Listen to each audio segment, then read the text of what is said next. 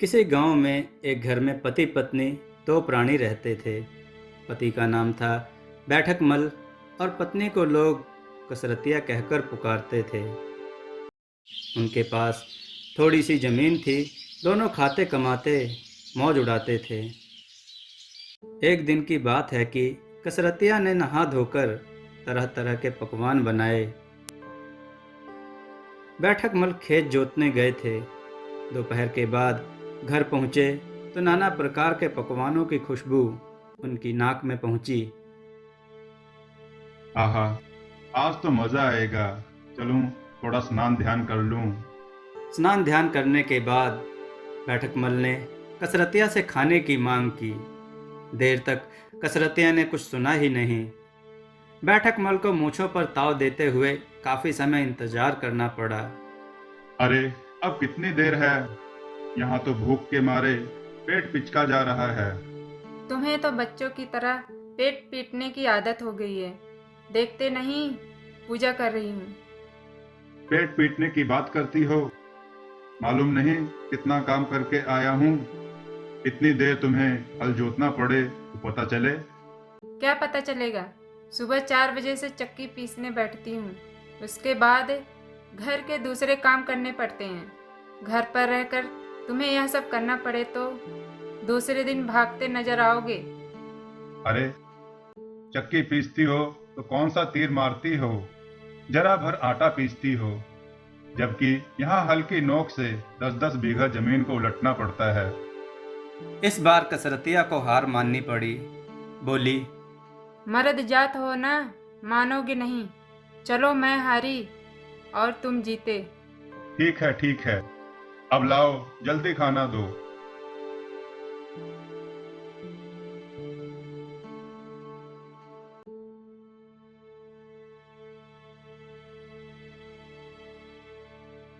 खीर पूरियां और तरह तरह के पकवानों पर हाथ साफ करने के बाद मालपुए का नंबर आया।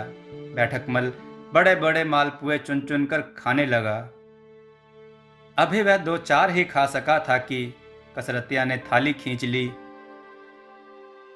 बड़े बड़े कर काम आएंगे, आज तुम छोटे छोटे खा लो। वाह, यह कैसे हो सकता है?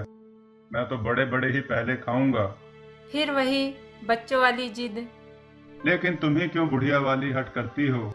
दोनों मालपुए से भरी थाली को अपनी अपनी तरफ खींचने लगे। देर तक उनमें खींचातानी चलती रही। आखिर बैठक मल से ना रहा गया। बोला, नहीं मानोगी क्यों नहीं?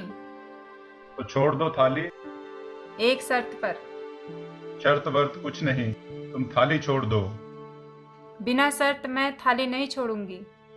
मैं कहता हूँ थाली छोड़ दे, वरना वरना क्या करोगे? मैं मर जाऊंगा। तो मर जाओ, मैं कब इनकार करती हूँ। अब क्या था। बैठक मल जी वहीं लेट गए और सांस रोककर आंखों की पुतलियों को फेर लिया। पति के ऐसे पाखंडों से कसरतिया परिचित थी। उसने बैठक मल के ऊपर सफ़ेद चादर डालकर उसे सुला दिया और मालपुए की थाली को अच्छी तरह ढककर रख दिया। इसी समय उनका पड़ोसी वहां आया। गुस्से से भरी हुई कसरतिया चूल्हे के पास चुप बैठी थी। पूछने पर उसने जब कोई उत्तर ना दिया तो पड़ोसी ने जाकर बैठक मल की चादर खींच ली। उसे क्या मालूम था कि बैठक मल मरने का बहाना किए पड़ा है। देखते ही उसकी चीख निकल गई। उसे मरा जान पड़ोसी ने शोर मचा दिया। अरे गांव वालों, देखो बैठक मल मर गया है। सब लोग यहाँ जल्दी से आओ, कसरतिया की मदद करो। रसोई से निकलकर कसरतिया ने पड़ोसी से बताया, इन्हें कुछ नहीं हुआ है, तुम अपने घर जाओ। तुम्हें बिल्कुल तमीज नहीं है। आदमी मरा पड़ा है और तुम कहती हो कि कुछ नहीं हुआ। इतने में सारा गांव जमा हो गया। कुछ ही देर के अंदर बैठक मल के मरने की खबर दूर दूर तक फैल गई। बेचारी कसरतिया परेशान हो गई। वह जब तक लोगों को समझाती कि बैठक मल पाखंड किए हुए है, लोग उसे उल्टे धुतकार देते। अपने झगड़े की बात भी वह किसी को बताना नहीं चाहती थी। हटो हटो, सब थोड़ा दूर हटो, मुझे अपने पति के पास जाने दो। कसरतिया धीरे से बैठक मल के कानों के पास गई और बोली, क्यों इतने लोगों को पागल बना रहे हो? अब उठ भी जाओ। पहले तू अपनी हट छोड़ दे। किंतु कसरतिया कब हार मानने वाली थी। उसने हाथ जोड़कर लोगों से कहा कि इन्हें कुछ नहीं हुआ है, आप लोग जाइए। घर में मुर्दा पड़ा है और तू हमें जाने को कह रही है। अगर इसका दाह संस्कार नहीं होगा तो यह तो भूत बनकर सारे गांव को परेशान करेगा। इससे अच्छा है कि मुर्दे को जल्दी घर से बाहर निकाला जाए। बैठक मल की अर्थी तैयार कर ली गई। अरे गांव वालों, ये तो जिंदा हैं, मरे नहीं हैं, जिंदा हैं। कसरतिया ने बहुत समझाया पर उसकी कौन सुनता।